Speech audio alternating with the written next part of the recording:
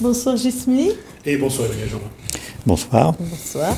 Donc aujourd'hui on reçoit Emmanuel Janvin et l'ensemble de ses œuvres, parce que dramaturge, romancier, nouvelliste, écrit des opéras. Oui. Les romans, j'en ai vu 2, mais j'ai vu beaucoup de nouvelles aussi, notamment dans Cagnard. Vous êtes cofondateur du Théâtre Vollard, et cette coécriture, elle se fait comment? Vous avez déjà écrit pendant que vous travailliez, ou vous avez attendu la retraite pour écrire? À quel moment? Non, j'ai commencé très tôt à écrire du théâtre. Bon, j'ai commencé par mon premier travail, ça a été de faire une traduction d'Aristophane. Et donc, mais bon, c'était quand j'étais à l'université. Et ensuite, à La Réunion, j'ai commencé en 1980 par écrire des petites pièces de théâtre en créole, justement. Que, curieusement, mes premiers écrits sont en créole, alors que je suis oreille. Hein. Et donc, mais bon, voilà, je ne suis pas le premier ni le dernier à faire ça. Et ma première grande pièce, vraiment un peu ambitieuse, ça a été Marie Décembre en 1980. Donc j'écris depuis à peu près une par an, depuis cette période, oui. Ben oui, parce que le Théâtre Vollard est quand même connu. On a beaucoup de comédiens qui sont passés et qui réussissent aussi à partir de là, qui jouent un peu partout. Et ensuite, les nouvelles avec Cagnard. Alors Cagnard, on démarre beaucoup plus tardivement, hein, avec André Pangrani, qui était l'ancien président du Théâtre Vollard, donc il était parti vivre à Paris, et c'est à Paris qu'il a lancé cette revue, qui est une revue réunionnaise, hein, de littérature. Et donc, oui. puis il a fait appel, j'allais dire, aux copains, gens qui connaissaient, dont moi. Et donc, j'étais pas a priori appelé à faire ce genre de travail. Je l'ai fait pour lui filer un coup de main, d'ailleurs. Et puis, je me suis aperçu que dès la première nouvelle, je me faisais un petit public. Enfin, il y avait les gens, ils aimaient ce que je faisais. Et depuis, j'ai plus arrêté, donc on en est à numéro 9. Ça va être un petit peu un peu malicieux ma question, mais d'avoir ce recul de psychothérapeute, ça aide dans l'écriture. J'ai un intérêt aussi pour l'histoire et la politique. Ce qui fait que l'aspect de la psychologie, oui, c'est important, puisque la relation entre le metteur en scène et l'acteur, une relation de type psychanalytique, quoi. Hein. Je pense ça. Oui. Et donc ça aide quand on écrit. Et puis, on parle aussi de psychanalyse des peuples. Hein. C'est-à-dire que quand on écrit du théâtre, on écrit aussi pour tout le monde, hein, pour les gens, pour un public. Hein, et c'est important, ça. Parce que déjà, l'écrivain en lui-même, il est un peu psychologue, parce qu'il doit quand même essayer qu'est-ce qu'il va provoquer comme émotion chez le lecteur ou la lectrice. Je faisais à tour de bras des rapports psychologiques, hein, c'était un peu mon boulot, à l'APK, etc. Je faisais et puis je me suis aperçu, donc on écrivait beaucoup. Donc l'apprentissage de l'écriture aussi, pour moi, il a été dans ces fameux rapports psychologiques. Mais puis je me suis écarté. À la fin, j'écrivais quasiment des romans sur les gens, ce qui n'était pas très honnête, si vous voulez. Et donc c'est à ce moment-là que je suis passé au théâtre complètement, me disant bon, je vais pas non plus. Je suis plus trop scientifique. J'écrivais sur les gens, j'étais assez poète. Et donc voilà, je me contentais pas de faire des tests et puis de donner des voilà. Vous écrivez énormément sur les Rayonnais, les Malgaches, en fait tout ce peuple-là des Mascareignes. À chaque fois, dans des nouvelles ou à un moment donné, on a toujours une confrontation de ces peuples, que ce soit avec Bob Denard, qu'on a vu aussi dans quelques-unes de vos nouvelles, avec ce qui se passe à Madagascar. Roch Sakai raconte l'histoire de ce jeune et puis de cet amour qu'ils ont entre les deux, et qui fait le va-et-vient entre la Réunion pour aller récupérer cette jeune fille que son cœur a laissé là-bas quelque part. Vous continuez après à écrire pour l'Indigo, pour la revue Lettres de Lémurie, oui. Et après Sabena arrive, cette histoire sanglante qui se passe à Machinga, à Madagascar, où on massacre des Comoriens. Oui. Donc j'ai voulu mettre un peu le projecteur sur les Comores, Mayotte et puis le nord de Madagascar, par rapport à ce que je faisais avant. Ça a été une découverte d'un pays pour moi. Hein. Madagascar, les Comores. Les Comores. Plutôt les Comores. Madagascar, je connaissais. Mais pour moi, les Comores, ça a été une découverte. Je connaissais Mayotte, puisqu'on avait fait une tournée avec Volard, hein, il y avait très longtemps d'ailleurs. Au moment du push de Denard, d'ailleurs, je me suis aperçu de ça en écrivant. Bon sang, j'étais là, et j'ai rien vu, puisque souvent on est aveugle hein, de notre environnement, et j'avais pas les éléments pour comprendre à ce moment-là. Et donc j'ai trouvé que l'île d'Anjouan est très très belle, c'est une beauté à couper le souffle. Et toute cette population, cet archipel des Comores, dans lequel il y a Mayotte, est tout à fait intéressant parce que c'est un lieu de confrontation, de voyage. Sont des commerçants et des voyageurs. Hein. Voilà. Et donc moi, quand j'écris, par exemple un roman, j'aime bien mettre le projecteur sur quelque chose que je ne connais pas forcément, ce qui m'oblige à m'intéresser, si vous voulez, au milieu et voilà. Avoir un regard neuf aussi peut-être sur une situation politique, parce que bon, quand même. Alors là, il y a bon. Évidemment, il faut lire beaucoup, puisqu'il y a quand même pas mal de choses qui sont écrites sur Bob Denard. Il y a 5 ou 6 bouquins. Hein.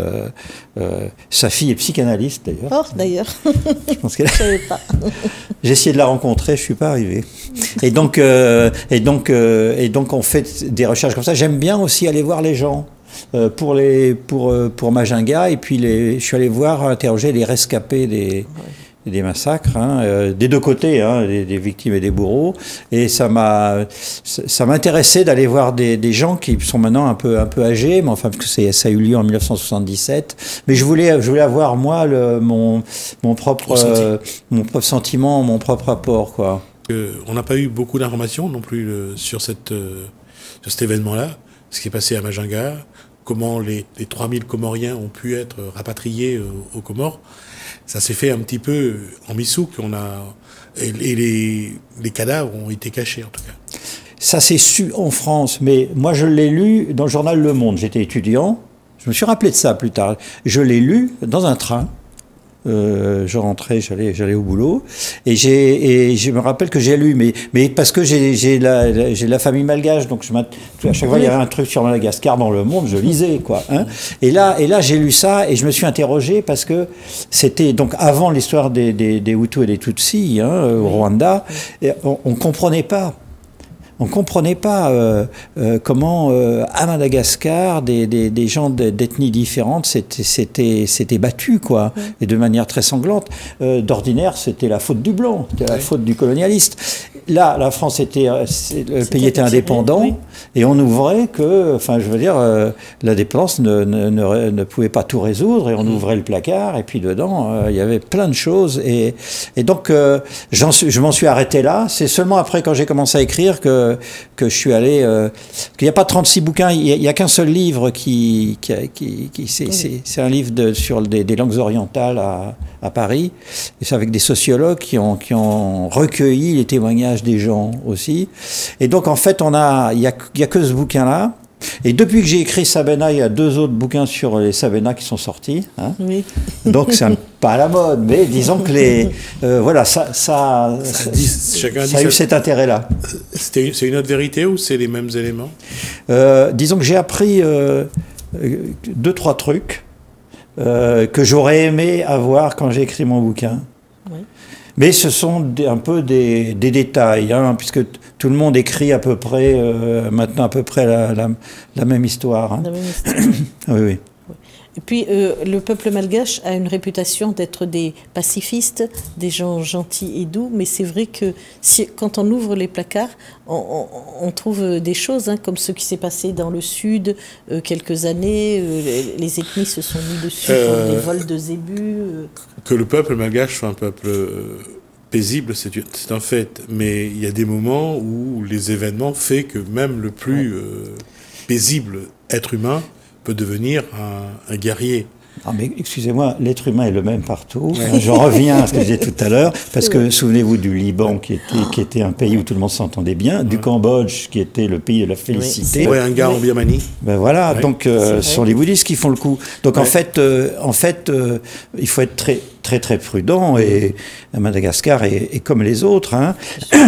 Et la particularité de Majunga, c'est pas des gens du coin qui habitent à Majunga. Oui.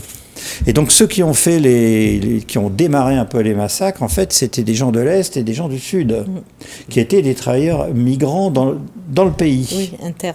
Alors l'avenir, est-ce que vous avez autre chose, l'écriture, quelque chose qu'on va attendre pour bientôt? En ce moment, je m'intéresse aux descendants des Sikhs à La Réunion, cette religion, vous savez, c'est les turbans orange et jaune, là. Donc le descendant des empereurs sikhs, du dernier empereur sikh, est réunionnais. Ah, d'accord. Ils habitent, là il est à Saint-Louis, mais enfin la famille habitait dans le Haut-de-Piton-Saint-Leu. Ouais, et donc, alors c'est une affaire qui n'est pas très connue. Maintenant, si vous allez... non, je ne connais pas du tout.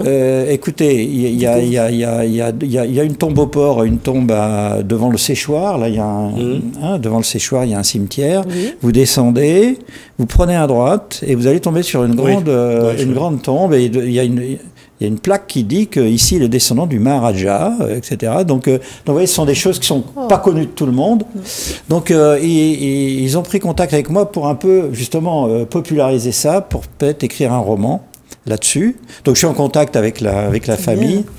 Et bon, je vais pas parler directement de cet empereur-là ou de ses descendants, mais je vais parler d'une descendante qui est parti faire un voyage pour récupérer un trésor, parce que derrière, il y a beaucoup d'argent. Hein. Les Sikhs, il y a les pierres précieuses, il y a tout ça.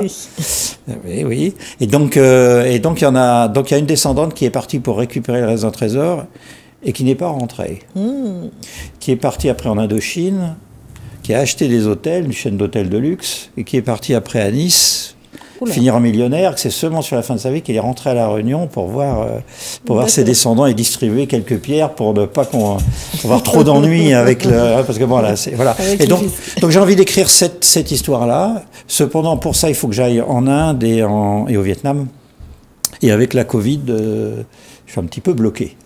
Mais voilà un peu le sujet qui m'intéresse. Je suis en train de lire tout ce qu'il y a sur l'Indochine de l'époque. Et puis il y a beaucoup de gens à La Réunion qui sont liés avec l'Indochine.